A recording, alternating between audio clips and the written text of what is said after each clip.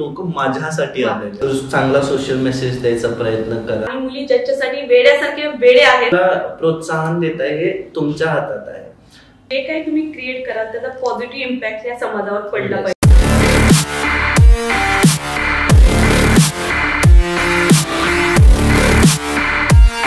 नमस्कार, MLA talk show मध्ये तुमचं मनापासून स्वागत आहे. ज्यांना आपण स्क्रीनवर पाहतो आणि मुली ज्याच्यासाठी वेड्यासारखे वेडे आहेत त्यांना आज आपण प्रत्यक्षात भेटतोय. ज्यांचं जर्नी कॉन्टेंट क्रिएशन याची जर्नी कमीत कमी 7 वर्षापेक्षा जास्त आहे आणि मिलियन्स मध्ये त्यांचे फॉलोअर्स आहेत. अशा आपण भेटतोय आज राहुल चव्हाण सरांना. राहुल सर, तुमचं मनापासून स्वागत. थँक्यू. मला इथं बोलवल्याबद्दल सगळ्यांचं थँक्यू. मॅम तुमचं थँक्यू. सोशल मीडिया व्हिडिओ तयार करण्याची प्रेरणा तुम्हाला कुठून मिळाली? सोशल मीडिया हे प्लॅटफॉर्म एक भेटला होता इंडियन्सला, सगळ्या क्रिएटर्सला, की तुम्ही चालू करा काहीतरी. टिकटॉक सगळ्यांनाच माहिती असेल, तिथूनच माझी जर्नी चालू झाली. ती माझा हा प्रवास पहिला टाइमपास म्हणून चालू झालेला.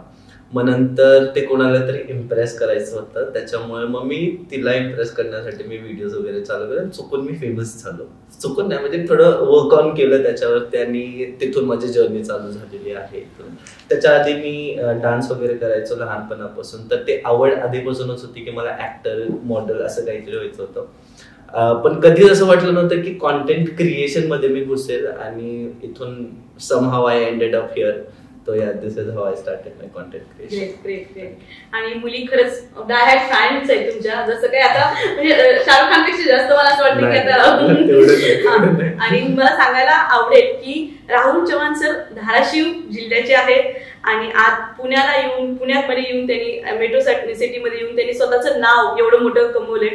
सर, तुम्हाला कॉन्टेंट क्रिएशनचे आयडियाज कुठून सुचतात? कॉन्टेंट क्रिएशन, मी ऍज अन कॉन्टेंट क्रिएटर, मी चालता फिरता कॉन्टेंट क्रिएटर आहे. माझ्या डोक्यामध्ये एवढी आयडियाज येतात. लिटरली मी काही बघेल तर त्याच्यावरून मी एक आयडिया काढू शकतो. एखादा ऑडिओ ऐकला त्याच्यावरून मी कॉन्टेंट काढू शकतो. तर दिस इज, असं काही नाही की मला जोर द्यावा लागतो की हा मला आता काहीतरी विचार करावा लागेल. नाही, ते ऑटोमॅटिकली येतं आणि ते आहे. खूप मस्त. म्हणजे सरांची ऑब्झर्वेशन पॉवर खूप जबरदस्त आहे की त्यांना प्रत्येक गोष्टीमध्ये काहीतरी रीलची आयडिया येते. खूप छान sir. Thank you. So as a content creator तुमच्या जीवनातील आठवणीचा क्षण कुठला असेल? ऍज अन कॉन्टेंट क्रिएटर माझा एक इव्हेंट झाला होता पहिला सांताक्रूज मुंबईला 2019 मध्ये, जो की मीट अँड ग्रीट होता. माझे तेव्हा टिकटॉक वरती 100K म्हणजे 1 लाख फॉलोअर्स झालेले आणि इंस्टाग्राम वरती 10,000 फॉलोअर्स झालेले. ते पण माझ्यासाठी माइल स्टोन होते की माझे 10,000 पण क्रॉस होते. तेव्हा माझा एक इव्हेंट झालेला मीट अँड ग्रीट, जो की खूप ग्रँड होता, अनएक्सपेक्टेड होता. आणि ती बिल्डिंग होती 3 माळ्याची बिल्डिंग होती आणि हॉल आम्हाला वाटलं की एक्सपेक्टेड होतं की 300-400 लोक असतील, पण तिथं ऑलमोस्ट 2,000-3,000 पेक्षा जास्त लोक आलेले आणि त्या अर्धे लोक माझ्यासाठी आलेले.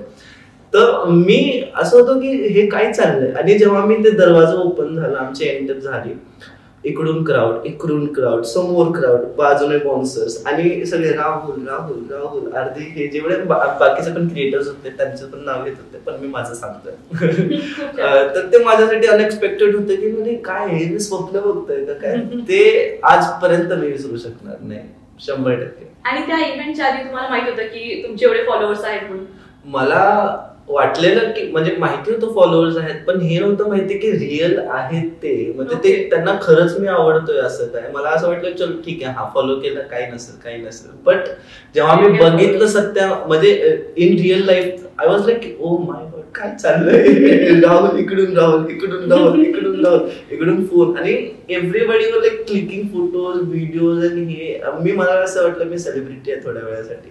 पण त्याच्यानंतर माझे फ्रेंड्स, त्या इव्हेंट नंतर माझ्या फ्रेंड्सनी मला कॉन्टॅक्ट वगैरे केला सगळ्यांनी. तेव्हा लाईक की राहुल तू खूप मोठं काम केलेलं आहेस, तुला नाही माहितीये, तुझ्यासाठी येत आहेत लोक, तुझ्याबद्दल लोक बोलतायत आणि आम्हाला ते ऐकून खूप प्राऊड फील होत आहे. असं खूप छान. तर this is one of my memorable moment as an content creator. So तुम्ही जेव्हा कॉन्टेंट क्रिएट करता तेव्हा तुम्हाला काय काय चॅलेंजेस येतात? चॅलेंजेस तर भरपूर येतात कॉन्टेंट क्रिएशन मध्ये. एक तर असं असतं की तुम्हाला जर एक कॉन्टेंट करायचं असेल तर त्याच्यासाठी एक टीम पाहिजे असते. आणि माझे आयडियाज असे असतात की मला त्याच्यासाठी एक टीम पाहिजे असते. एका माणसाने ते शक्य होत नाही. माझ्याकडून जेवढं होतं तेवढं मी करतो. म्हणजे कॅमेरामॅन पाहिजे असेल, कोण लाइटिंग साठी असेल तर ते कधी कधी होत नाही. तर ते मला चॅलेंज असतो की मीच स्वतः लाईट स्पीक करणार, मीच स्वतः कॅमेरा सेट करणार, मीच ऍक्ट करणार, मीच डिरेक्ट करणार आणि मीच एडिट करणार. तर ते खूप मोठा चॅलेंज आहे असं. सो आता सॉर्टेड आहे ते. Okay. So as a content creator तुम्ही डान्सर, ऍक्टर आणि क्रिएटर म्हणजे हे जे तुम्ही रोज करताय की डायरेक्टर पण आहात, तर याची सगळ्याचा बॅलन्स तुम्ही कसं करता? बॅलन्स करायची गरज नाही. I am one whole package. काहीच करायचं गरज नाही. मी झाडू मारत असेल तरी मी डान्स करेन, मी झाडू मारत असेल तरी मी शूट करेन तिकडून काही ना काही. इट्स लाईक माझ्यातच आहे ते होल पॅकेज. सो तुम्हाला आतापर्यंत तुमचा कुठला आवडता प्रोजेक्ट होता? मी गेल्या वर्षी जय मल्हारी एक सॉन्ग केलं होतं. म्हणजे मी आतापर्यंत जेवढे प्रोजेक्ट केले होते त्याच्यामध्ये काही ना काही खुणा होत होत्या, काही आयदर सॉन्ग किंवा व्हिडिओग्राफी किंवा ऑडिओ कशाचं प्रॉब्लेम. पण तो सॉन्ग असं होतं की होल एनर्जी होती आणि ते एका दिवसामध्ये शूट केलं होतं.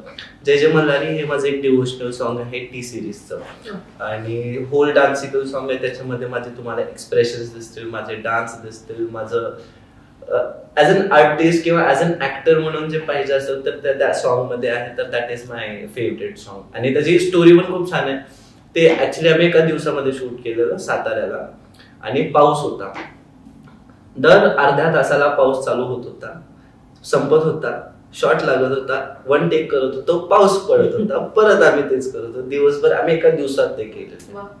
त्याची अपॉर्च्युनिटी मला कशी मिळाली? अपॉर्च्युनिटी टी सिरीजचे जे रिवाइव्ह फिल्म्स जे आहेत ते टी सिरीज सोबत कोलॅब केलेले आहेत आणि अविनाश चाटे जे आहेत, चाटे क्लासेस तुम्हाला माहिती असतं, तर त्यांचा मी एक कोलॅबोरेशन केलेलं गव्हर्नमेंटचं समथिंग. मग मी एक कॉमेडी स्किट केलेलं. ते पार्थ म्हणून एक माझा मित्र आहे, तो पण कॉन्टेंट क्रिएटर आहे. तर त्यांनी त्याला विचारलं की हा आपल्यासोबत काम करेल का, आणि that's how I got the opportunity. तर तुम्ही कॉन्टेंट क्रिएट करताना आर्टिफिशियल इंटेलिजन्सचा वापर करता का? नाही, अजिबात नॉट. कुठेच नाही. ओके. माझा पुढचा एक ऑफिस प्रश्न आहे की तुम्हाला आता बरेच ब्रँड्स आणि बाकी लोक कोलॅबोरेशन साठी येत असतात, कसं वाटतं तुम्हाला? छान वाटतं. ब्रँड येतात, ब्रँडचा फेस होतोय, तिथंच मला असं होतं की वा छान वाटतं, पैसा पण तर येतोय. बिझनेस. सो तुमचं कॉन्टेंट कोणासाठी स्पेशल? माझा कॉन्टेंट सगळ्यांसाठीच आहे. लहान मोठा, मुलगी मुलगा, काका काकू, आई बाबा, आजी आजोबा, सगळ्यांसाठी. सगळ्यांसाठी म्हणजे तुम्ही कुठलाही काही ठेवलेलं नाहीये, प्रत्येक ऑडियन्स तुम्ही कॅप्चर केले. मुलांसाठी वेगळं आहे, मुलींसाठी वेगळं आहे, लेकरांसाठी वेगळं आहे, वयस्करांसाठी वेगळं आहे आणि सगळ्यांनाच आवडतं. मुळात मी जे काही करतो ते त्यांना आवडतं, तर मला पण छान वाटतं की त्यांना आवडतंय ते. Okay, great great. So sir तुम्ही एवढ्या लोकांना इन्फ्लुएन्स करतात, तर तुमचं इन्फ्लुएन्सर कोण आहे? माझी आई. ओके, मस्त. माझी आई फुगेला नाही, जास्त बोलत नाही माझ्या आईबद्दल, बट माझं जे काय आहे ते माझ्या आईमुळेच आहे वर्चस्व. मला जे समज आहे ते तिच्यामुळेच आहे. माझ्या फॅमिलीमध्ये मला सगळ्यात जास्त एज्युकेशन दिलेलं आहे कॉन्व्हेंटमध्ये वगैरे हे, तर थँक्स टू यू मम्मा. मला चांगल्या स्कूलमध्ये टाकलं आणि मला थोडं नॉलेज चांगले मिळाले त्याच्यामुळे. तर त्याच्यामुळेच माझ्यावर तेवढा इन्फ्लुएन्स आहे की मी जे काय करतोय, जे नाही करत, किंवा मला माहितीये की कुठं काय बॅरियर्स ठेवायचे आहेत, ते तिच्यामुळेच आहे. खूप छान. हे उत्तर ऐकून अजून डबल मुली फिदा होतील फॉर शुअर. असं पण असतं का काय, ममाज बॉय म्हणून मला खूप बोललं गेलेलं आहे. मुलींचं असं असतं की आम्ही ममाज बॉय म्हणतो, पण शेवटी आम्हाला पण असं वाटतं, आम्हाला पण आमची आई फ्री असते. सो शेवटी आम्हाला पण तोच माणूस पाहिजे, आयडियल माणूस पाहिजे की जो ममाज बॉय आहे. खूप छान. सो सर मला पुढचा प्रश्न विचारायचा आहे की तुमच्या आयुष्यातला फॅन मुवमेंट कुठला होता? माझा fan movement, oh my god. मी आणि माझे फ्रेंड्स FC रोडच्या इथे एका कॅफेमध्ये होतो आणि आम्ही जस्ट आमचं सगळं झालेलं आणि मी बाहेर पडलेलो. तर एक मुलगी पलीकडच्या रोडला होती, म्हणजे दुसऱ्या साईडला सिग्नलला होती, आणि तिने मला बघितलं आणि मला माहितच नाही की ती येते माझ्याकडे. तिने टर्न घेतला आणि ती आवाज मारते राहुल राहुल राहुल. थांब थांब. आणि ती चक्क पडली गाडीवर. तिने गाडी तिथं सोडली आणि ती माझ्यापाशी आणि गाडी रोडच्या मधोमधी होती. मी म्हणलं अरे पागल आहेस का तुझं. थांब म्हणलं. मी गेलो गाडी घेतली बाजूला. तर म्हणते अरे तू पळून गेलास. अरे मी कुठं जाणार आहे पळून. मी तर मग ते असं होतं की एवढं येडापणा कुठून येतं तुमच्यामध्ये की काय मी नॉर्मल माणूस आहे. असं नाही की मी ऍक्टर आहे की काय, जस्ट क्रिएटर आहे एवढ्या माझ्यासाठी. तर ते लाईक नाही राहुल तू खूप हे माझ्यासाठी. आणि लिटरली जेव्हा मला लोक भेटतात ना तर मी मुलींना रडताना बघितले, असं शिवर करताना बघितलं. ते बघूनच मला असं छान वाटतं की मी नाही केले. बरं वा थँक्यू सो मच. असंच प्रेम करा मला. मस्त मस्त. असंच प्रेम तुम्ही त्यांच्यावर करत राहा. आणि सर आता बरेचसे कॉन्टेंट क्रिएटर्स होत आहेत, तयार होत आहेत, तर नवीन जे लोक जॉईन होत आहेत त्यांना काय तुम्ही सल्ला द्याल? आपली क्रिएटिव्हिटी चांगली ठेवा. एक चांगला सोशल मेसेज द्यायचा प्रयत्न करा. जास्त वल्गर काही करायचा प्रयत्न करू नका. आजकालचे मुली तुम्ही माहितच असेल की अर्ध अंग प्रदर्शन दाखवूनच ते कॉन्टेंटच त्यांचा तो आहे. आणि कॉन्टेंट क्रिएटर्सला पेक्षा मी ऑडियन्सला हे सांगेल की तुम्ही माणूस घडवताय आणि तुम्हीच माणूस हे करू शकता. तर तुम्ही कोणाला प्रोत्साहन देताय हे तुमच्या हातात आहे. तर खूप छान खूप छान. खूप मोठा मेसेज दिला त्यांनी की जे काही तुम्ही क्रिएट कराल त्याचा पॉझिटिव्ह इम्पॅक्ट या समाजावर पडला पाहिजे. खूप सुंदर मेसेज तुम्ही दिलाय तुमच्या बोलण्यातून. तर आता आपण एक छोटासा क्विक रॅपिड फायर राऊंड घेऊया. हॅम्पर वगैरे आहे का? करण जोहरचा हॅम्पर तुम्हाला घरपोच मिळून जाईल. चांगलं आहे. सो तुम्ही तुमच्या स्वतःबद्दल ऐकलेली हास्यास्पद अफवा कोणती आहे? माझ्या की मी खूप मुलींना फसवतो आणि मुली काय बोलू आता फिरवतो.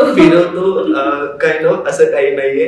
मी खूप संस्कारी मुलगा आहे आणि तुम्ही मला भेटा प्रत्यक्षात आणि मग तुम्हाला कळेल की मी काय आहे. आणि मी खूप काही ऐकलेलं माझ्याबद्दल, पण मॅन्डेटरी नाही वाटत. प्रत्येकाचे वेगळे ओपिनियन्स आहेत मला घेऊन. पण जेव्हा ते मला भेटतात मग त्यांनी माझ्या फ्रेंड्सला सांगतात की नाही हा वेगळा आहे खूप. असं जेवढं ऐकलं त्यापेक्षा अपोजिटच आहे असं काहीतरी. माझा पुढचा प्रश्न आहे की तुमच्या व्हिडिओवर आलेली अनएक्सपेक्टेड रिॲक्शन कोणती?